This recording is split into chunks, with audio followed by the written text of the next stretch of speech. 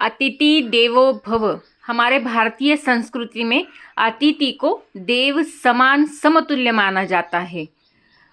तैत्तरीय उपनिषद में ये उल्लेख आता है कि अतिथि देवो भव, मातृदेवो भव, पितृदेवो भव, मित्र देवो भव। ऐसा क्यों कहा गया है? क्योंकि इंसान की पूजा करना ही भगवान की पूजा है, ये मतलब है। अगर हर एक इंसान की पूजा की जाए तो भगवान की पूजा अपने आप होती है। ऐसी एक कहानी है।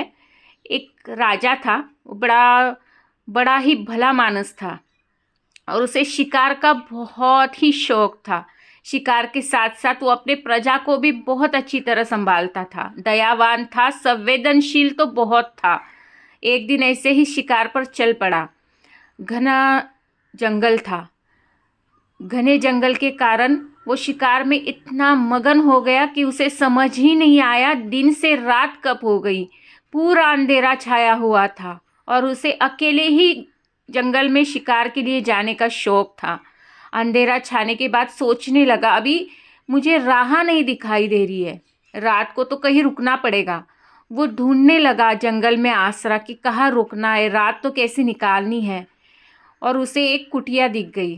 कुटिया का दरवाज़ा उसने खटखटाया। अंदर से एक आदमी आया। उसने राजा का स्वागत किया। जो कुछ अपने पास था खाने के लिए, कंदमूल ये खाने के लिए दिया, पानी दिया। और झुग्गी, वो कुटिया इतनी छोटी थी कि उसके अंदर बस एक ही आदमी सो जाता था।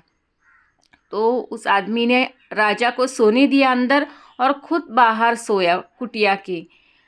रात को वो सोते सोते ठंड के कारण उस आदमी की मौत हो गई। सुबह राजा उठते ही देखता है उसकी मौत हो गई।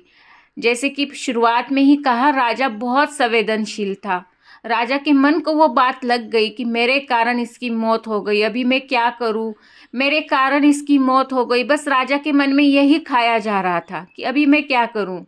राजा ने उसका अंतिम संस्कार किया जंगल में ही, और अपने जो बड़े हैं, वेद पुरुष है, उनके पास चले गए और उनसे पूछने लगे कि गुरुजी, मुझे हल बताइए कि मेरे कारण उसकी मौत हो गई है, मैं क्या करूं।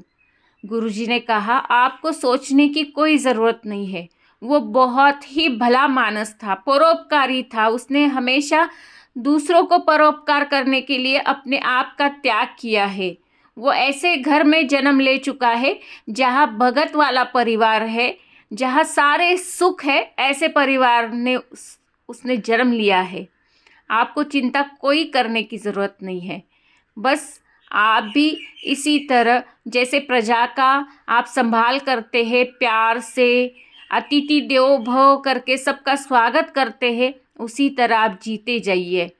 लेकिन इतना याद रखिए कि हर एक का सत्कार करना ये भारतीय संस्कृति है, और अगर हर एक का सत्कार किया जाए तो अपने आप ही भगवान खुश हो जाता है। इसलिए भारतीय संस्कृति में अतिथि देवो भव का बहुत ही महत्व है।